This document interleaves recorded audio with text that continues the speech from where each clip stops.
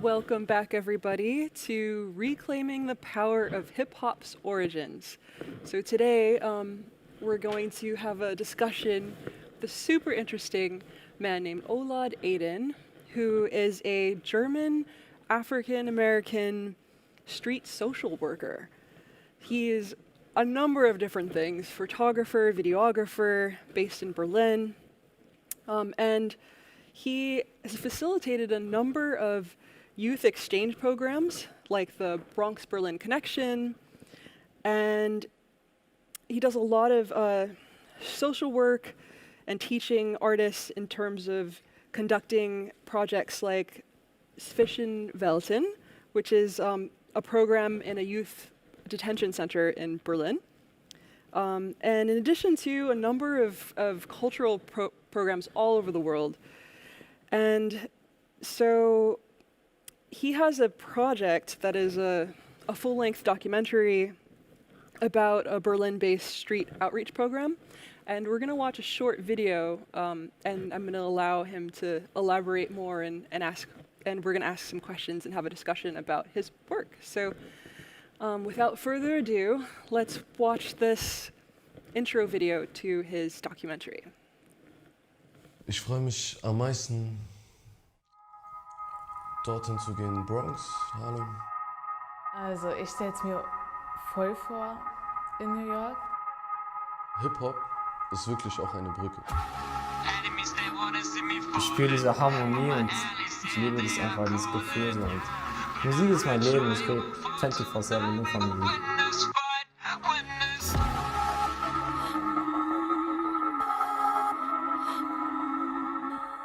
They're going to want to talk a little bit about Trump, what you think of Trump, and whether you have the same kind of people in France and Germany. How long ago I went to Germany? Man. Through my time here, I lacked some knowledge of how other people lived outside of America. Musik bedeutet mir viel, weil ich kann damit Sachen ausdrücken. Hip-hop culture in all its forms was reaching disfranchised youth. The Bronx-Berlin Youth Exchange has been an incredible experience for me. It expanded my horizons. It made me a different person. Man lernt dazu. Und in dem Fall lerne ich nicht nur eine fremde Kultur kennen, sondern direkt andere Menschen, ein anderes Umfeld. Their notions of their own capacity of how much they can grow or in what directions they can grow expands. So sort of their vision of what they can be or who they can become. I mean, it sounds really grandiose, but I've heard it, I've seen it. A program like this gets young people in the cipher together with different mindsets. Dimitri like cutting off people, but he do it like a star. It is a testament that we can bring things together. Create peace, love, understanding.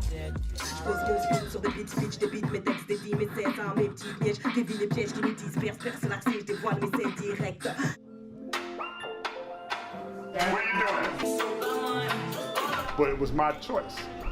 Okay, I could have walked away, but I'm not going to do it. I'm a Panther. And then we get to the point where if they hadn't beat me, It was the time when you have the freedom to take chances to make the world a better place. Plus, it's fun. It's been 10 years, but we're here. Bronx, Berlin, we're here. The future is still unwritten. So let's get to working, because we're not done yet. Donc c'est marquant, en fait. Voilà, c'est très marquant.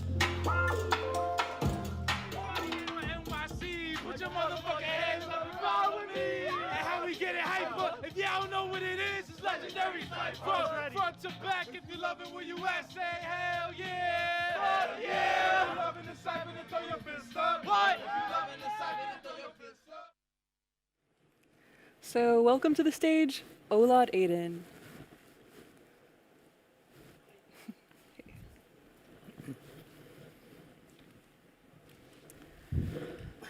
So, hot topic, lot to discuss. Yes. But first, what can you tell us about your background and how it relates to the history of hip hop and what led you to work on this project? Oh, where to begin? I mean, I was a difficult kid, you know. I probably never met a teacher like when I was young who didn't want to like get rid of me, or like, you know, I was kind of like I can relate to the kids that I'm dealing with.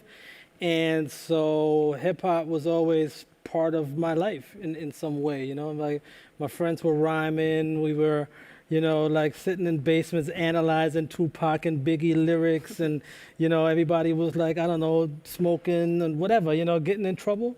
But it was always like an outlet, you know, it was always something where you could like, I don't know, get rid of some of this negative energy. And it was also like a community, and it was a lot of different things. So it was always part of my life. And so then I became a DJ, and I had a little, you know, in my town, a little fame for a little while. And I thought that was that, and I didn't need school. And then when that didn't work out, like I kind of like didn't have a plan B, and then I got in trouble and, you know, made mistakes. And so somehow I ended up in Berlin as a social worker. I have no idea how that happened, but somehow it happened. Very cool.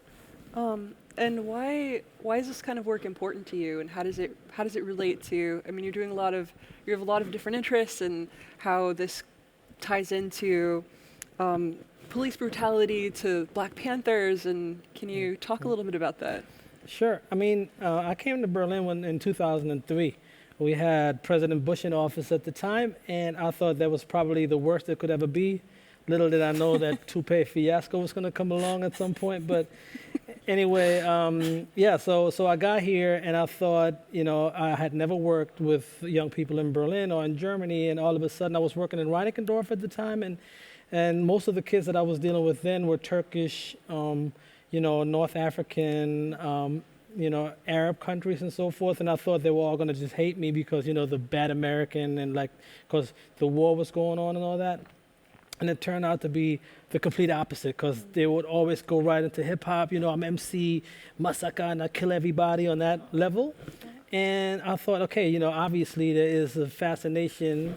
And, you know, when I have a 16-year-old kid in Berlin from, you know, Palestinian kid who wants to discuss with me whether Tupac or Biggie was better, and I was like, you weren't even alive back then, you know, number one. So we set up these programs, and we said, okay, we'll do creative writing. We do, you know, we said, okay, you know, we'll put out albums. So we, you know, produced like 4 different street samplers with kids from all over the city. And the idea was not to censor them, but to talk about the origins of hip hop, you know, like where does it come from? Why did the Bronx burn in the 70s? How does that tie in with, you know, racism? And, you know, what did it mean for kids to write their, you know, their pieces on trains that would travel from the South Bronx all the way to Wall Street, you know, because it was like in your face. Look, I'm here. I'm also part of society, even though you don't want to see me. That's what hip hop means to me. And so that's what so it's an educational piece. And then we started doing the exchange projects with the Bronx-Berlin Connection, where we would deal with kids, and they would, you know, look at documentaries on TV, and they'd be like, oh yeah, I want to be like one of those cool drug dealers in Harlem. And I was like, you think that's cool? Okay, cool. So we got some money, and we just went to New York with a group of 15 kids back then. The idea was to go once, and we've been going ever since, every year. And it's amazing because we spend time in the South Bronx. We go to Harlem, we go to Brooklyn. We do these workshops with Black Panthers, Zulu Nation, and it's a life experience for them. And it ties into hip hop, but it's so much more than that. Okay. I mean, kind of going back to what you said about this, like, kind of preconceived notion about what hip hop means. How do you feel, and what do you think about how hip hop is being perceived now, and perhaps misrepresented, and why do you think that is? Well, I think, you know, people, you when people talk about hip hop, right? It's what does that even mean? It's like what is hip hop? Who does it belong to? So hip hop is making a lot of money, and that's why it's being presented in a certain way. It's all to put these products out that we consume, that we listen to on the radio, that we listen to or that we watch on television. But that's not the hip hop culture that I know. You know what I mean? The hip hop culture I know happens at Arlene's Groceries on Thursday nights in Manhattan, where like some of the finest MCs come together with this the lesson, or like the Swag Jam in Berlin, and where like artists from all over the city just hit the stage and do their thing, and some of these guys are like amazing. You know what I mean? So it's always like, hip hop is this and that. Right now you got cats like Lil Wayne or 50 Cent or Kanye West like taking pictures with Trump, and people are talking about hip hop and Trump. I'm like, fuck Trump. You know what I mean? And fuck Kanye. Sorry, but he doesn't represent hip hop. The kids that I'm working with, they represent hip hop to me. And so it's like, it's not about, defining it. It's not for me to define it. It belongs to everyone, and you can make with it or make of it whatever you want. But it's an amazing opportunity for us educators to reach out to young people, because it's like currency. It's like a language. It's like an automatic, way to get in and have conversations that go way deeper than that. And so more educators, more teachers, more social workers need to realize the potential of what they can do with this art form. Okay. Did I just say Kanye? Did I just fuck Kanye on Sorry about that.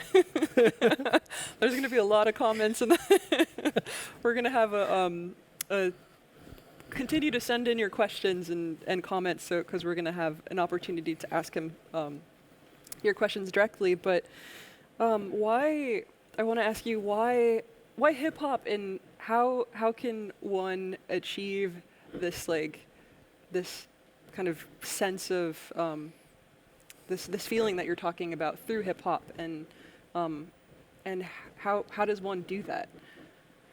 I mean, at the end of the day, you just got to be real. I'm not I'm not a ballet dancer. I'm not a painter. You know what I mean? I love looking at art, but that's not my art form. I can't do it, but I can enjoy it and I can respect it. And so when I set up a project, for instance, in Germany in particular, what I noticed, a lot of people get some funding, or we do a little hip hop, and then we do a little this, that, and they don't take it very seriously. When I look at what breakdancers do, that should be like an Olympic event, you know what I mean? Because this is amazing. It's just amazing what they do. So I would say that you need to take it more seriously and get people from the culture who can come in, and because social work doesn't always have to be done by social workers. Sometimes it is even better that if you bring in other people who can speak the language, because you have to be real, you have to be authentic. And I can't get kids to believe that I'm a part of hip hop if I'm not. So if I set up a project with something else, then I get somebody who has that expertise, bring him in. So I don't know if you can create a feeling. If you feel it, you feel it. And if you don't, then it's okay also. You know what I mean? I'm doing a project right now with a violinist. I'm just filming it, and I don't really listen to it, but when I'm confronted with it, I think it's amazing. So, if you can't create feeling, I think you just have to feel it. And what are some noticeable differences that you've seen in terms of having this outlet for the youth that you work with, and how is it transforming their lives?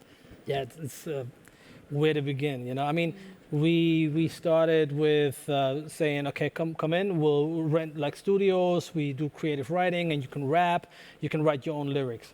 Then we got some funding through Native Instruments. Shout out Native Instruments. They gave us some machines and some computers, and we were able to expand it and say, okay, our participants, okay, how about you also create your own beat? You know what I mean? That's a whole different thing because like a lot of kids are always like looking for beats and they get like beats off of YouTube. Right. Then you always have like a beat where somebody every 5 seconds says DJ, they just rap over it like it ain't nothing. So we said, okay, fine, create your own beat and learn that, you know? And then all of a sudden they get into that. And then, okay, how about you mix and master your own music? So we bring in teaching artists and they teach you in Logic how to mix down your music, how to work with Logic. And all of a sudden you have kids whom I met in prison who said, I just want to rap. And then next thing you know, they starting to make their own beats. They're starting to mix and master their own music. Some of them are now even becoming studio engineers. Wow. Some of them travel to New York with me, and all because of this. It's not because I'm such a nice guy. They don't want to hang out with me. You know what I mean? They come and they take whatever they want from this opportunity. So it's not about telling them you have to do this, but you can. Yeah. You know what I mean? And just to open those doors, and it works. It really, really works beautifully. And I'm very grateful to hip hop and for all this stuff that we wouldn't have otherwise. Yeah. Okay. I'm gonna open the floor to questions from the audience. And that pen.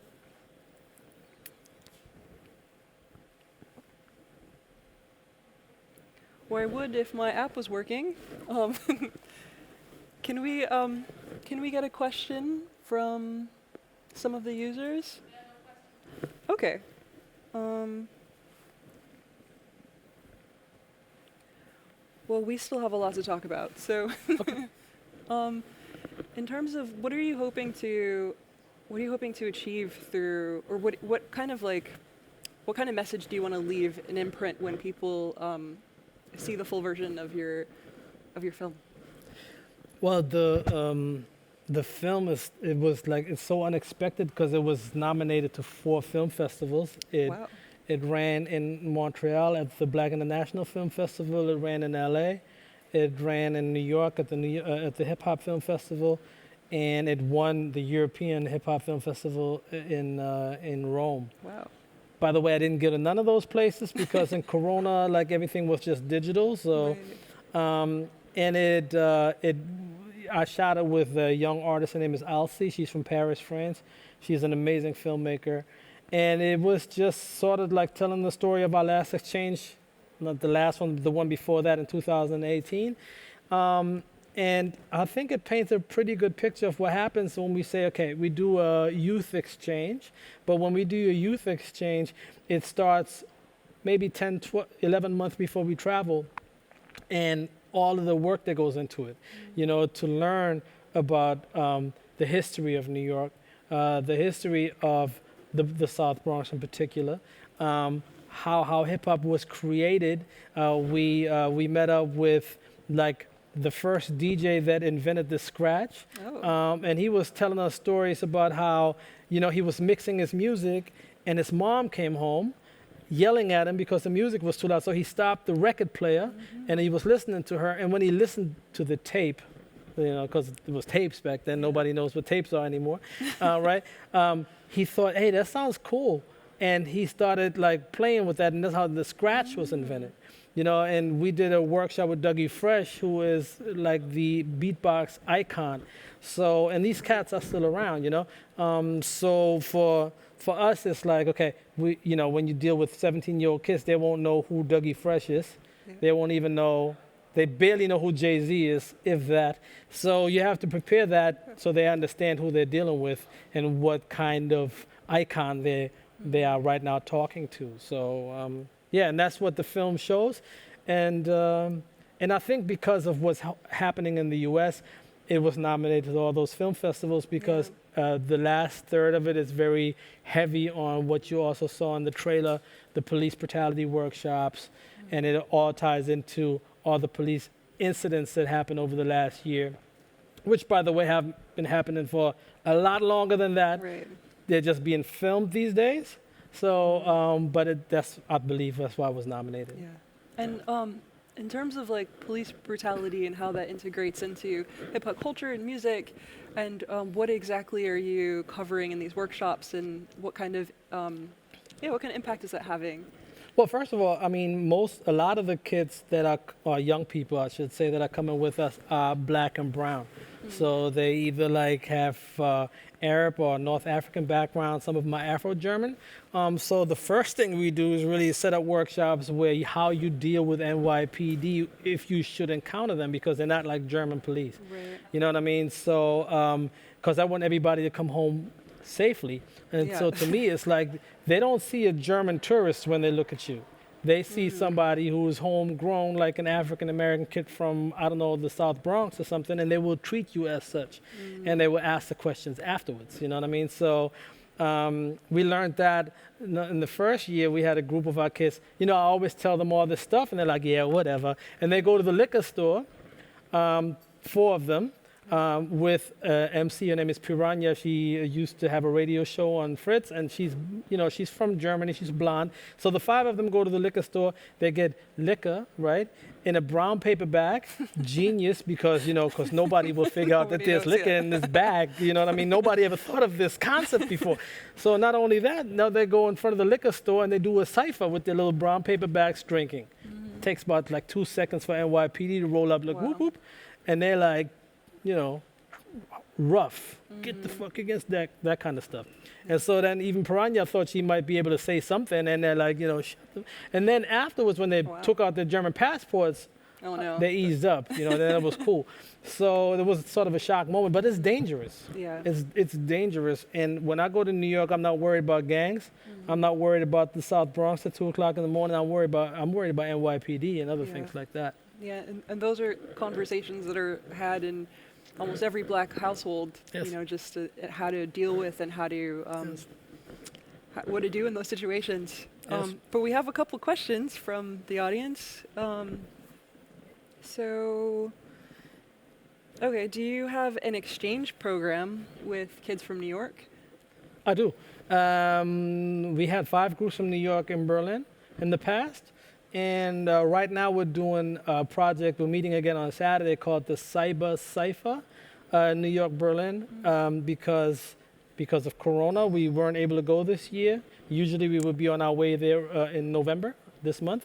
So right now we're meeting on Zoom every 2 weeks with the whole crew. We got kids from Brooklyn, from the South Bronx, all dialing into Zoom. We have a bunch of beats. So right now we're exchanging beats. Who wants to collaborate with who? We have breakout rooms where they work on lyrics. We're going to shoot music videos in both cities, and then present the whole thing on Zoom or on some virtual platform at the end of January. And I very, very, very much hope that we can get back to normal as soon as possible, because it's nice to do that, but you can't create that type of energy over the internet. It's just impossible. But it's better than being isolated and not doing anything at all. Sure. We have another question from Antonio Cardenas. What is your view on German hip hop? Well, again, I only listen to stuff I want to listen to. Most of the stuff I listen to on the radio, that plays on the radio, I don't listen to because I think it's garbage. I have 2 teenage daughters. They listen to all that crap, but there's an absolute no German rap in my car type of rule. Wow, okay. But then again, what is German hip hop, right? Like, so if I go to like the Swag Jam, or if I go to like underground, like when it was still possible. Right now we can't do that, but there used to be this thing called Turntable Tutorial on Saturdays, where DJ Word, Amevu, Chef Cat, they all came from there. So I think these guys are like amazing. Amewu is an amazing lyricist. He's born and raised in Berlin. So what is hip hop? Again, the stuff on the radio doesn't represent German hip hop to me. It's a product. It's heavily marketed. It makes money, and I treat it as such. It's pop music to me, and it's not very original. So.